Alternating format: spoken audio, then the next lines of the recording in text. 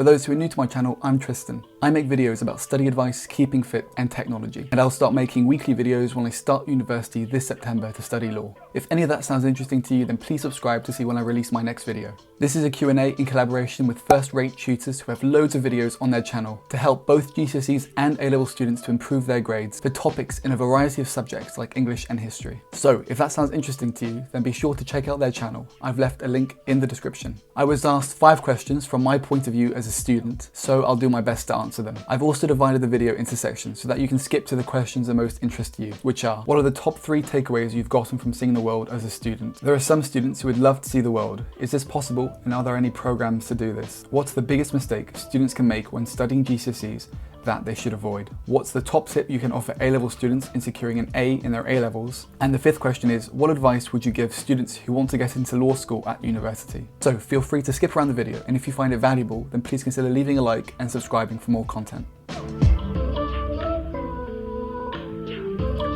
So to start with, the first question is, what are the top 3 getaways you've gotten from seeing the world as a student? So to give some context, I grew up in St Lucia and Mauritius, so travel's always been a part of my life. When I first moved to England, I felt like a bit of an outsider because I struggled to find common ground with the people who lived here. There were bigger things like my accent at the time, and small things like the words that I used. For example, I was always taught that the word for a colouring pen was a koki, which is the South African word for it. Having such a different upbringing meant that back then I didn't feel like I belonged. But after travelling to new places like the Maldives, China and the UAE, I found that these differences are really what makes travelling so important. So my first takeaway from travelling is definitely that different cultures, traditions and ways of life can all expand your perspectives by showing you that where you're from isn't the centre of the world. The more traditional and respectful nature of those living in China contrasts to the outlandish wealth of some of those living in the UAE. For example, look at this person who put their Rolls Royce in a protective bubble the same way that we put our phones in a case. Things like seeing the Great Wall of China have shown me the scope of human endeavour, while seeing the world's largest firework display in Ras Al Khaimah has shown me the freedom that money brings. Seeing these huge differences in how people live has allowed me to appreciate what I have, whilst also encouraging me to push myself to be successful. There are also other places that let you appreciate the modern world that we live in, like some of the concentration camps in Germany. If we take the time to learn and experience the human capacity for terror, then hopefully we won't make those terrible mistakes again. So travel has allowed me to see the harshness but also the beauty of the world that we live in. Secondly, travel allows for breaks in routine and the chance to rest our minds to come back fresh when we come back home. Students who want to do well often pour most of their energy and time into the pursuit of performing well academically. Over time, this becomes exhausting and more difficult to maintain, which is why taking these breaks is so important. Traveling is probably the best way to relax because it's difficult to bring all the things that we want with us even if we wanted to. A different time zone, less books and a completely different daily routine encourages us to step away from the daily pressure, and when we get back we will feel ready and focused to start again. There's a quote from David Mitchell in Cloud Atlas which says that travel far enough, you meet yourself. And that's so important when so much of our personalities is tied up in our grades and in our exam performance. We need to remember what's actually important to us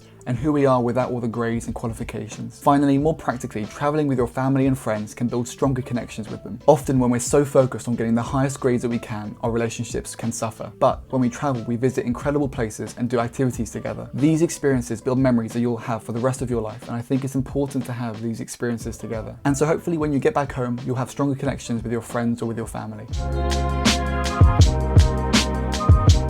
Right, so the next question is, there are some students who would love to see the world. Is this possible, and are there any programs to do this? Seeing the world is something that lots of students want to do, and it's definitely something that's possible. But if you're watching this when I release it in 2020, then some of the advice might be a bit difficult to follow with the current situation. Hopefully, travel can become a larger part of our lives again soon enough. To start with, if you want to travel separately from your family, then you may want to wait until you're 18, because being an adult just gives you more options. That being said, something that can be done throughout most of your school life is exchange programs. If you're interested in living with another family for a while, then many schools offer this as part of a language subject. If your family is also willing to host someone else, then it's a great way to not only explore, but also live authentically with a family in another country. However, one of the best options, especially for those living in Europe, is interrailing. For the amount of countries that you can visit, you can completely plan your journey destinations and the time you want to travel for, and I think the prices are pretty reasonable. Interrailing is a great option because it gives you the ability to see a large amount of European countries, and can usually be done in the summer holidays before university or in a gap gap year if you take one. I was going to go into Reading this year, but unfortunately 2020 had different plans for me. Talking about gap years, if you decide to take one, then you can travel wherever you want in this time. It's a great option if you want some more real-world experience and skills before going back into the education system. Watching Unjaded Jade's videos about her gap year is great to get some ideas about some of the things you could do on your gap year, or even if you want to take one. During this time, you could visit historical places if that's what you're interested in, or you could learn new skills like surfing if that's what you prefer. You can try and find a job abroad like teaching English if you have the qualifications, or if you wanted to, you could try and be an au pair and live with another family for a while. There are lots of options depending on the person that you are. If you want to have more of an adventure abroad, then doing the Gold Duke of Edinburgh might be a good option. Depending on the centre that you use, you might be able to go to places like Corsica or Spain. And if you have friends who also want to do it, then it's an even better experience. It's challenging but rewarding, and you can put the achievement on your CV if you manage to complete it. You can hike, sail or kayak across somewhere you've never been before. If you wait until university, many of the courses have an option for a few months or even a year abroad. Some degrees, like the law degree that I'm doing, allow you to apply to go to study abroad for a year later on, in places like Singapore or Australia, and for some other degrees, a year abroad is included by default. There are some great schemes like Erasmus, which allow you to travel to different countries in Europe and get skills while you do so. If you're interested, then you may want to look at their website, and you should research different degrees that you may want to do at university and see if they offer you a year abroad. If you feel like you will get value from having a whole year abroad, then it's a great option because you can really become part of the culture rather than feeling like a tourist just looking in. Obviously, you'll have to study there, but if anything, that's better because you won't feel like you have to fill all your days and every day with interesting things. You'll just feel like you just live there naturally. And I think that's quite difficult to experience usually. But as with so many things in life, money is often the limiting factor. Traveling as a student is something to work towards by having a job or by applying to specific programs. Once you've earned enough or you get accepted into one of these programs, then I think the journey will feel even more rewarding. So that's my advice on traveling. Feel free to ask any questions and I'll do my best to answer them.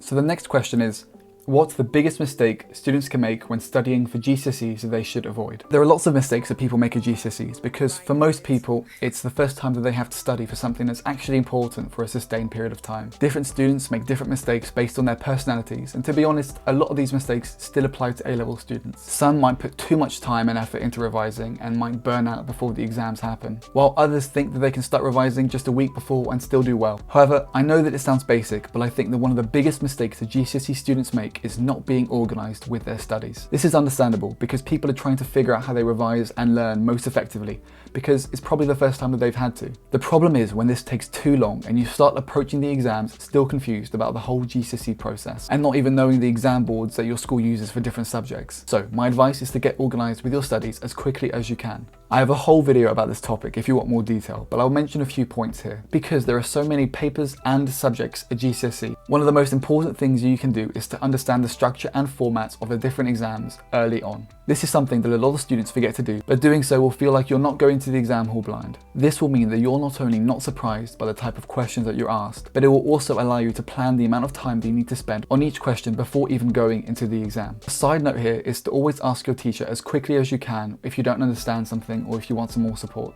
It's bad practice to tell yourself that you'll ask your questions later because, let's be honest, later never comes. Something else that lots of GCSE students forget to use is the specification. They're often not sure how to find it, but all you have to do is to go on Google and type in your exam board and your subject and you'll find the document within seconds. The specification is what I call the master document because it gives context to all the rest of your learning by showing you exactly what you need to learn to do well. It also divides the subject into manageable topics so that you can be more organised, intentional and systematic with your revision. Talking about revision, my final tip is to get as comfortable as you can, as early as you can, with the revision methods that most benefit you. Doing this will mean that you don't waste lots of time creating revision resources so you actually won't find that useful later on. But that doesn't mean that you have to stick to only one type of revision the whole time. For example, I found that recording voice memos of myself reading quotes for RE and English was useful, but memorizing things like dates for history and formulas for physics was something that I found flashcards to be the most useful for because it allowed me to visualize the information. So for me, the biggest mistake that GCSE and A-level students make is not being organized enough with their studies. Being organized includes lots of different things,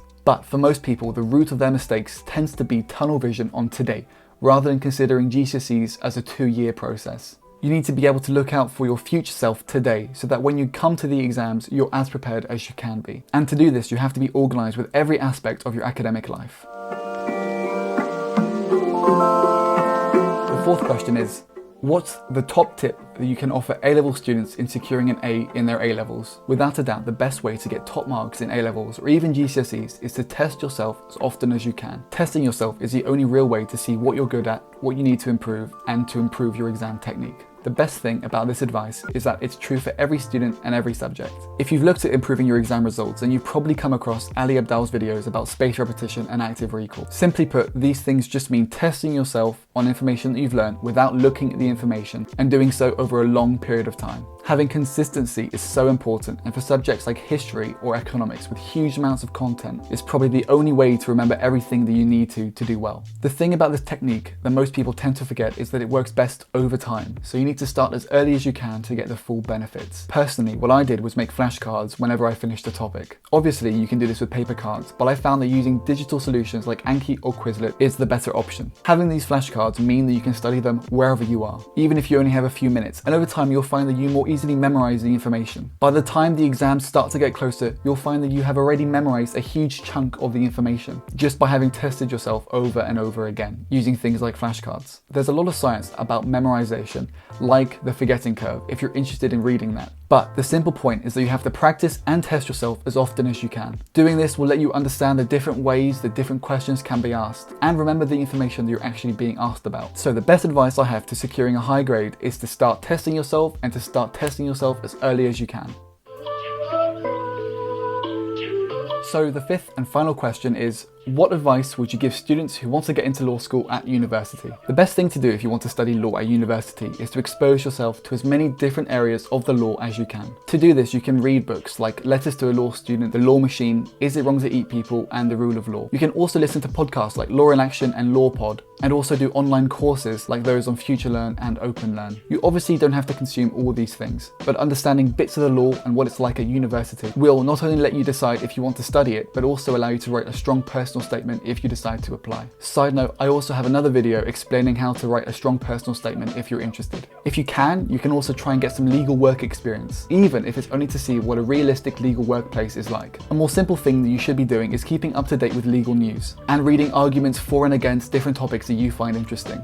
For example, I like to keep up to date with news about intellectual property and how technology and the law intersect. Secondly, law is a bit different to other subjects in that to apply to some of the most prestigious universities in the UK, you have to do an additional test which is called the LNAT. There are currently 9 universities that use the LNAT to assess prospective law students, including Oxford, Durham and Bristol. So it's an important test for lots of university applicants who want to study law. Again, I happen to have another video with all my tips about how to do well in the LNAT, which you can watch if you're interested. But for now, I'll say that the LNAT is an important part of your application, so you should definitely not neglect it. Or you may not get an offer even if you're predicted to get 3 A stars. The best thing to do is to start practicing as early as you can so that you get the most amount of practice possible. There are only so many ways that multiple choice questions can be asked, and the more argumentative essays that you do, the more you'll be able to argue successfully and find your ideal essay structure. Finally, one of the best things you can do is to contact older students like me who have already been through the whole process with any questions that you might have. You could ask your teachers for the emails of students in the year above, or contact universities so that they can put you in direct contact with current students. I'm sure that most of them want to share the things that they've learned, so there's a lot of value in asking them the things that you want to know.